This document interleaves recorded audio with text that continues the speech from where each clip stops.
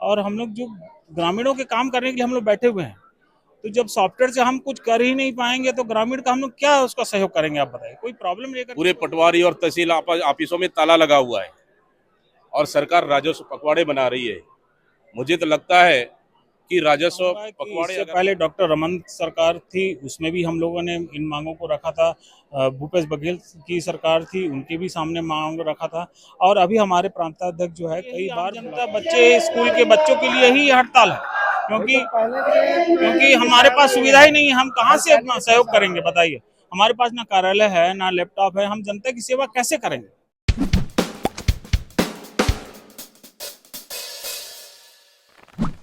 नमस्कार, जय जोहार। मैं हूं खुमचंद साहू और आप देख रहे हैं क्षत्रिय दर्पण। इस वक्त मैं मौजूद हूं तूता के धरना स्थल में, जहां पे पटवारी संघ का हड़ताल चल रहा है।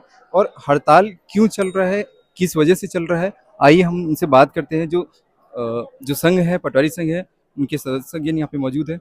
ये जो आप लोगों का जो हड़ताल है, ये कब से चल रहा है, क्यों चल रहा है, और क्या मांगे हैं आप लोगों की? ये हड़ताल 8 तारीख यानी कल से चालू है। ये अनिश्चितकालीन हड़ताल है।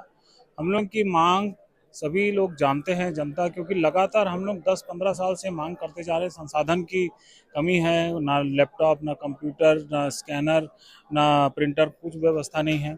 ऑफिस तक हमको मुहैया नहीं करा गया, लेकिन हम लोग जैसे तैसे पंचायत में बैठ के, कहीं कोई नगर निगम ऑफिस में बैठ करके काम अपना कर रहे हैं, महत्वपूर्ण काम कर रहे हैं। इसीलिए सरकार को चाहिए था कि ये हमको इसकी व्यवस्था कराए, ये हमारी मांग है।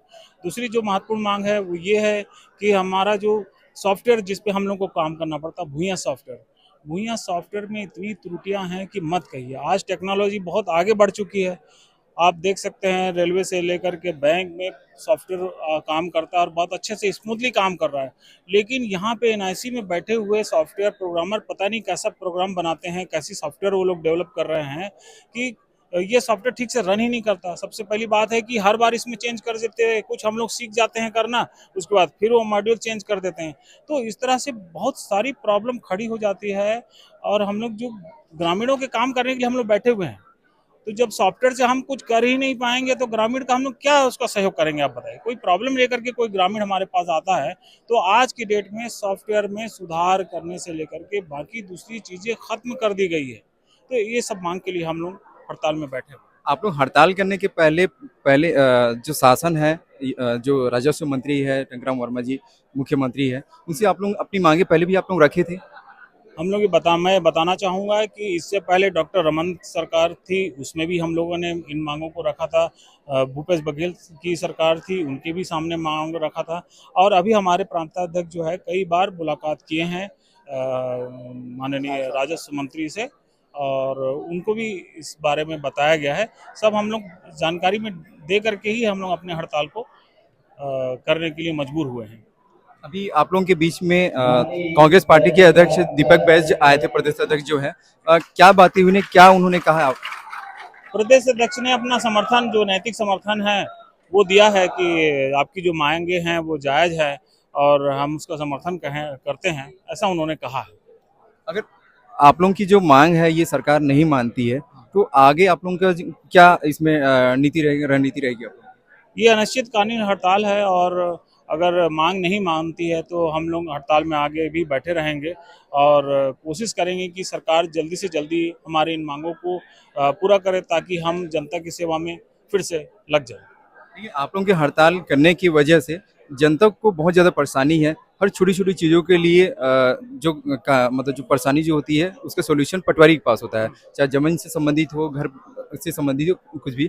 तो ऐसे में जब आप लोगों की अनिश्चितकालीन हड़ताल चल रही है, उनकी समस्याएँ बढ़ रही है, तो इसकी जवाबदेही आप लोग होंगे या शासन प्रशासन होगा? ये हड़ताल असल में मजबूरी में करना पड़ रहा है। ये जनता के लिए ही, आम जनता, बच्चे, स्कूल के बच्चों के लिए ही ये हड़ताल है, क्योंकि क्योंकि हमारे पास सुविधा ही नहीं है। हम कहाँ से अपना सहयोग करेंगे बताइए?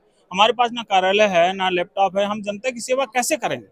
हम अपने बच्चों का लैपटॉप को छीन करके उसमें काम करना मजबूर होता है। मोबाइल भी खराब हो जाता है। तो कोई संसाधन दिए बिना सरकार ये सपना देखती है कि भाई हम लोग काम करेंगे तो कैसे करेंगे? हम सुविधाएं तो देनी पड़ेगी आपको।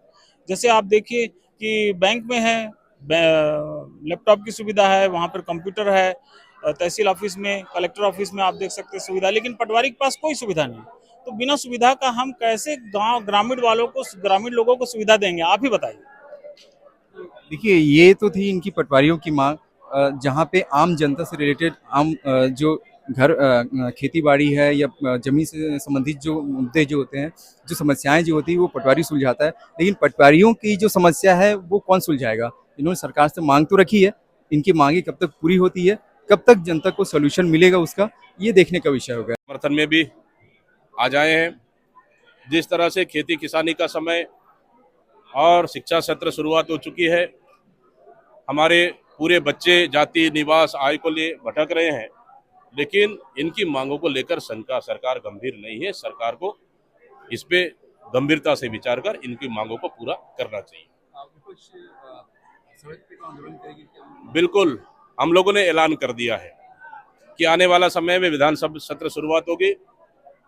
इनकी मांगों को लेकर विधानसभा सत्र में हमारे कांग्रेस के विधायक उठाएंगे और कांग्रेस पार्टी सड़क की लड़ाई लड़ेगी और इनकी मांगों को भी निश्चित रूप से कांग्रेस पार्टी शामिल कर इनकी मांगों के लिए भी लड़ेगी। सरकार राजस्व पखवाड़ा चला रही है और रीढ़ की हड्डी कहे जाने वाली पटवारी यहाँ पर राजस्व पखवाड़े, पूरे पटवारी और तहसील ऑफिसों में ताला लगा हुआ है और सरकार राजस्व पखवाड़े बना रही है। मुझे तो लगता है कि राजस्व पखवाड़े अगर बनाना है तो इनके पूरे मंत्रियों को तहसील ऑफिस भेज देना चाहिए ताकि वहां राजस्व पखवाड़ा बनाए। प्रदेश में बैठ के राजस्व पखवाड़ा मतलब प्रदेश के किसान और हमारे जो छात्र भटक रहे हैं उनके साथ ये सरकार मजाक कर रही है।